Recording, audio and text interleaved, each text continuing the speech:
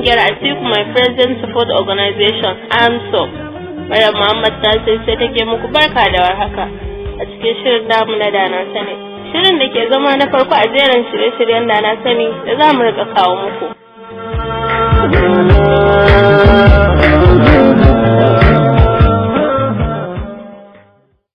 Shirin namu ne yau zai soma ne daga birnin Kanan Dabo, Kano Zalla babbar Hausa, yaro ko da me ka zo an fika, inda shirin zai zanta da wani mazaunin birnin kan matsayinsa ga tsohon mataimakin shugaban ƙasa Atiku Abubakar.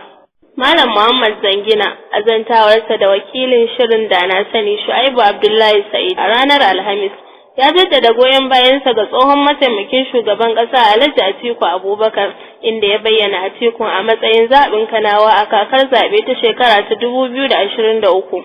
Wakilin shirin Dana Sani Isa Alfaidan ya shirya mana wannan rahoto.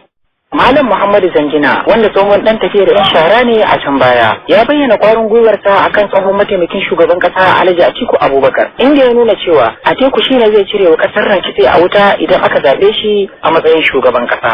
Yana mai alwashin cewa za su fito kwansu da kwarkwatar su idan lokaci yayi domin zabar Atiku Abubakar a matsayin shugaban kasa a shekara ta 2023. Saboda Alhaji Atiku shine yake tunanin zai fitar da mu daga cikin kangin da muke ciki.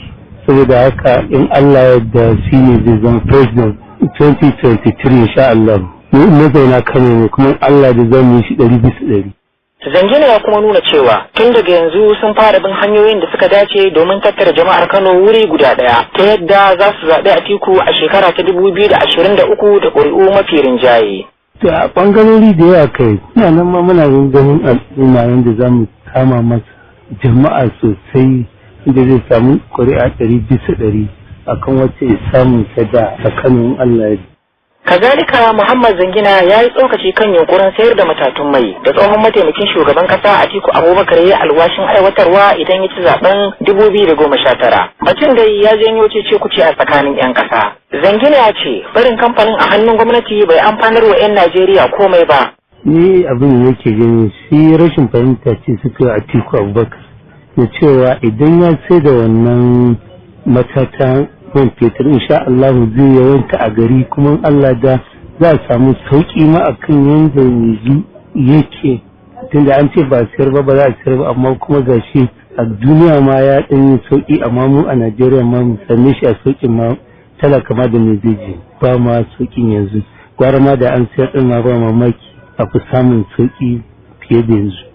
Daga ƙarshe ya bayyana fatan alheri ga 'yan Najeriya tare da fatan cewa Allah ya sa Atiku ya fito kuma Allah ya sa a shekara ta 2023 shine shugaban ƙasa. Fatan alheri da 'yan Najeriya gaba ɗaya mune masa fatan alheri da cewa Allah Ubangiji ya sa ya ba shi wannan shugabancin ƙasa kuma Allah ya sa shi ne zai fitar da mu daga cikin ƙangin da muke ciki.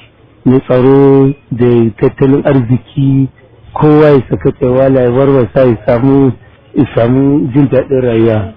Da dama dai daga cikin 'yan Najeriya na da ra'ayin cewa gwamnati mai gaskiya dai ta sa kafa ta tura muradan 'yan ƙasa, lamarin da ya jefa talaka cikin mawuyacin hali. A wasu wuraren ma ana cikin halin rai ko mutuwa. Isa Alfaidan a shirin Dana Sani. An gaishe da Isa Alfaidan. Hausawa dai kan ce rana ba ta ƙarya sai dai uwar ɗiya ta ji kunya. Wannan na zuwa ne a daidai lokacin da talakan Najeriya yake ji a jikinsa. Bayan ya sha yaudarar cewa za a samar masa da ingantacciyar rayuwa da tsaro, inda lamarin tsaron kullum ƙara ta'azzara yake, rayuwa kuma sai ƙara ƙuntata take a tsakanin 'yan Najeriya. Wani ɗan kasuwa a Yolan jihar Adamawa wanda bai bayyana wa shirin Dana Sani sunansa ba, azantawarsa da wakilinmu Lawan Ibrahim Zamal ta wayar salula, ya bayyana cewa gwamnatin ta ci amanar 'yan Najeriya. Ga Abdulaziz Nafi'u Yakubu ɗauke da rahoton tattaunawar. Malamin wanda ya bayyana gwamnatin a matsayin wacce ta gaza, kazalika ya sake nuna cewa gwamnatin ta kasa sauke nauyin 'yan Najeriya. A cewarsa gwamnatin bawa bata yi wa 'yan Najeriya adalci ba, a don haka gwamnatin ko kaɗan bata cancanci abin ya ba a harkokin mulki ba. Gwamnati yanzu magana ta Allah ba kai mana adalci. Yawa dalili ba? Na farko dama abin da yasa aka zaɓi gwamnatin nan ake ta tururuwa sai ba muna tunanin tsaro, sauƙi rayuwa, ilimi cikin sauƙi, ba ka da lafiya ka kai asibiti a tallafa maka to duk a cikin guda hudun da nuna maka guda ɗaya. Malamin ya kuma musanta ikirarin da gwamnatin take na cewar ta samar da tsaro, yana mai nuna cewa sha'anin tsaro a Najeriya al'amarin sai ƙara tsamari yake. Za aka samu sauki maganar ta ji an ce sauki fa abu kashi 10 a ce an ɗauke dai ma a cikin tara muka za a ce da sauki. Amma abin da yana kashi 10 a Najeriya aka ce damuwa ta tafi ta kai 40 to wanda sauki za a ce in mun ce sauki ma mun yi kanmu ƙarya sai ma ba mu yi kanmu adalci ba. Ai maganar sauki yanzu a maganar Najeriya a ce wai a tsaro ko boko haram komai yanzu kar ka manta a gwamnatin bakin natin sunan wai muke ji ba ta gonan ba amma yanzu ta zama ruwan jalma ko da miliyan 1 ne da kai kana kwance a gidan kana nazarin me zai je ya zo. A kazalika ya koka da kuncin rayuwa da matsananciyar fatar da ta addabi talakan Najeriya, matsayin da ya dora alhakinsa akan wannan gwamnati. To maganar gwamnatin Najeriya maganar talakar da da nisa ga wasu abubuwa guda uku. Lokacin da aka karɓi gwamnatin nan nawa muke sayan leda taliya a Najeriya nawa muke saya. Muna sayan ta naira 80 yanzu ga ta kai 220 abun talaka kuma kafin ka nemo 220 din yanzu da in dubu ne ma ka nemo ta. Nawa ne ake sayan litar mai lokacin da aka zo ana mana kamfe ana yin kuka akan cewa za a taimaka talaka naira 55 ke sayan litar mai. To yanzu a fagen da muke ciki yanzu litar mai ta kai naira 190 har da wani abu ake kokari. Nan ba ma maganar da talakan Najeriya mu talakan Najeriya mun bara wa Allah zaɓi. Daga ƙarshe ya yi tsokaci kan shirin a koma gona na gwamnatin tarayya inda ya bayyana wahala a matsayin abin da ya tura talakawan ƙasa gona. Maganar riba yanzu a noman Najeriya magani ya yi tsada mutanen da za ka biya su gyara maka amfani ya yi tsada kamar yadda ake sai da amfanin tsada in an duba ɗawainiyar da ake maka babu komai ake samu ba. Noman ranar Najeriya ba ci gaba ce ta kawo mana shi ba a yanzu. Wallahi talakan Najeriya wahala ya gani zunzurutu za ta haɗe shi sa ka san idan mutum ya faɗa ruwa. Ka je ka ma kamawa bai yi. Abdulaziz Nafi'u Yakubu a shirin da na sani. A gaida Abdulaziz Nafi'u Yakubu. Masu sauraro kada a shafa a manta. Ana sauraron shirin da na sani ne wanda Hausawa suke sai keya da kungiyar Atiku My President Support Organization AMSO take daukar nauyin kawo muku. Yanzu kuma kafin shirin namu ya dora ya ci gaba sai mu saurari wannan. Ya ku al'umman Najeriya ku sani cewa a duk lokacin da tattalin arzikin ƙasa ya tabarbare talauci bunƙasa da ƙara yaduwa yake a cikin al'umma. A yayin da al'umma ta rasa aikin yi to tabbas za a samu yawan taɓata a ƙasa wanda hakan ke jawo gurbatattun abubuwa irin su fashi da makami, kashe-kashe, garkuwa da mutane, ta da neman kuɗin fansa, talauci da yunwa mai haifar da shiga tafkin rayuwa. Lokaci na tafiya mu yi karatun tanin su mu gane cewa idan daji bai gama ci da wuta ba to ba za a taɓa yi wa fara barka ba. Muna buƙatar ingantaccen tsaro a ƙasa, ilimi, lafiya, hanyoyi, wutar lantarki, yaƙi da cin hanci da rashawa, tare da bunƙasa kasuwanci don kakkaɓe zaman banza da kawar da talauci. Lallai yana da kyau mu yi dogon nazari da tunani domin samarwa kanmu makoma ta gari. Mu yi tunanin sabon sauyi kuma mu yi sabuwar ɗamarar ceto ƙasarmu Najeriya. Mu tashi tsaye ya ku al'ummar ƙasa ta domin masu iya magana sun ce a yi a gama ya fi gobe a dawo. Wannan sakon tunatarwa ne ga al'ummar Najeriya daga ƙungiyar Atiku Support Organization ASO. Atiku jagoran talakawa Najeriya shi zai mana gyara. Ƙungiyar Atiku My President Support Organization AMSO na yi wa ɗaukacin 'yan Najeriya fatan alheri tare da yi wa Najeriya fatan samun dace da Alhaji Atiku Abubakar a matsayin shugaban ƙasa domin maslahar ɗaukacin 'yan Najeriya. Kazalika AMSO na yi wa ɗaukacin magoya bayan Alhaji Atiku Abubakar albishirin cewa ta lashe takwabin za ta zame musu ji da gani ta hanyar kawo musu da sahihan bayanai da suka shafi kyawawan manufofin Alhaji Atiku Abubakar da siyasarsa da kuma kyakkyawan fatansa da kafatanin 'yan Najeriya. Mun tsara shirye-shiryen talabijin da na rediyo da wasannin kwaikwayo da na barkwanci da waƙoƙi da hirarraki da za su rika isar da sakonnin kyawawan manufofin Alhaji Atiku Abubakar da al'ummar Najeriya. Shirye-shiryen da za mu rika kawo muku su ta shafukan intanet da na sada zumunta sun kunshi shirin mai suka ce game da Atiku Abubakar da shirin Atiku rigakafin yunwa da kuma shirin hangen hadaran nesa. Sauran shirye-shiryen namu sun hada da shirin jiki magayi da shirin da na sani da labaran amso da zai rika zuwa muku cikin harsunan Turanci, Hausa da Fulatanci. Sai ku kasance da mu ta kafar intanet da na sada zumunta domin samun ƙayatattun shirye-shiryenmu a ko'ina kuke a faɗin duniya.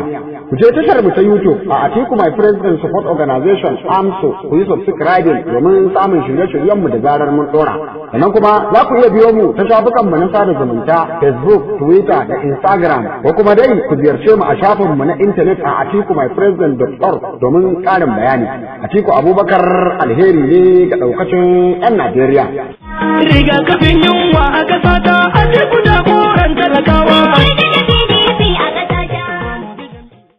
To madalla, ya zuwa yanzu dai shekaru 6 kenan da kafuwar gwamnatin 'yan shara, gwamnatin da ake wa kirari da ta zarce gwamnatoci gaskiya a tarihin Najeriya. Shin ko me 'yan Najeriya suke cewa a halin yanzu? To wai ma shin gaskiyar ta wanzu ne ko kuma a'a? Wakiliyar shirin da na sani Rukayya Habibu Danja daga jihar Yobe ta jiyo mana ta bakin wasu 'yan Najeriya a jihar. Assalamu alaikum jama'a, ni ne mai suna Alice Bagin Bolage. A gaskiya wannan mulki na Najeriya wanda ake cewa mulki na gaskiya, ban ga wani gaskiya a cikin ta ban da cin amana da zalunci ba abin da yake cikin ta. Rashin kuɗi, rashin abinci, kashe-kashe, komai ba sa taimakawa talakawa, ba abin da suke in ban da zalunci da cin amana, ba abin da suke a cikin kasar ne. A hakan ne suke tunanin zamu ci gaba da zama kenan koya. Su gaba ɗaya sun ɗauki talakoki a matsayin ba komai ba.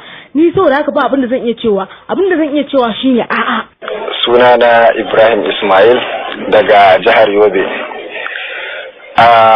Wannan gwamnati da ake ta faɗa mana gwamnatin gaskiya an kafa ta yau dai sama da shekara 6 kenan.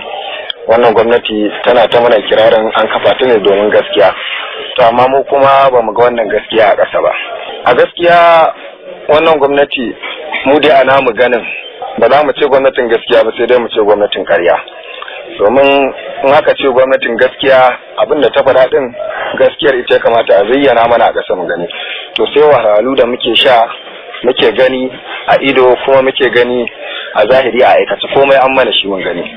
To mu dai wannan gaskiya gwamnati ba ta mana daɗi ba kuma abin da ta aikata mana shi gaskiya ba mu ji daɗin shi ba domin mun yi da na sanin wannan gwamnati sannan kuma ba ma fatan wannan gwamnati ta zama kasance gwamnati mai ɗorewa. Sunana Khadija Sa'id Muhammad daga jihar Yobe. Gaskiya na yi godiya da wannan tambayar da kika yi mini. A gaskiya mu dai a shekaru 6 nan da aka ce an kafa gwamnatin gaskiya kuma ta masu gaskiya. Gaskiya babu wani abu da muka gani a game da wannan gwamnati da aka kafa. Jama'a kullum rayuwar mu cikin hadari take. Babu da wani tsaro, ba a wani kula da mu, amma a haka ake ikirarin wai an kafa wata gwamnati ta gaskiya. Ina gaskiya a nan wajen. Bi sabilillahi ku duba min ina wata gaskiya.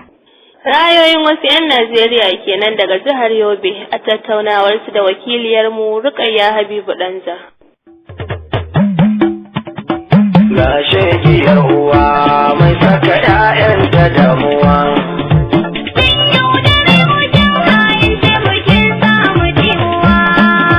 Sai mun kawar da ke zaben gabakin daina samu kwanan yunwa.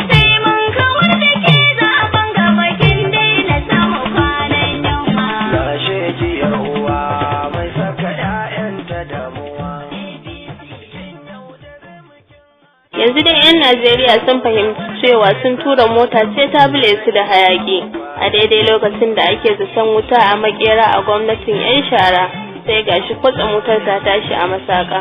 Fatan alheri ga al'ummar Najeriya, fatan alheri ga Atiku Abubakar, alheri ga daukacin 'yan Najeriya. Shegiyar uwa mai saka 'ya'yanta damuwa.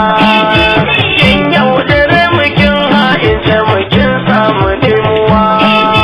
Sai mun kawar da ke zaben gabakin daina samu kwanan yunwa. Ku je tashar mu ta YouTube a Atiku My President Support Organization AMSO. Ku yi subscribing domin samun shirye-shiryenmu a duk lokacin da muka dora. Ko kuma dai ku biyo mu a shafukanmu na sada zumunta Facebook, Twitter da Instagram. Ko kuma dai ku ziyarce mu a shafinmu na intanet a atikumypresident.org domin ƙarin bayani.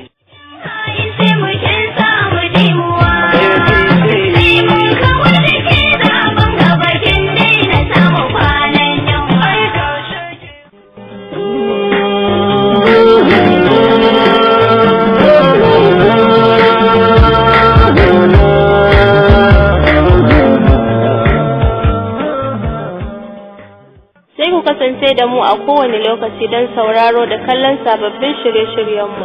Sunana Maryam Muhammad Nasir kuma a wannan gabar ce nake ce da ku kasance lafiya.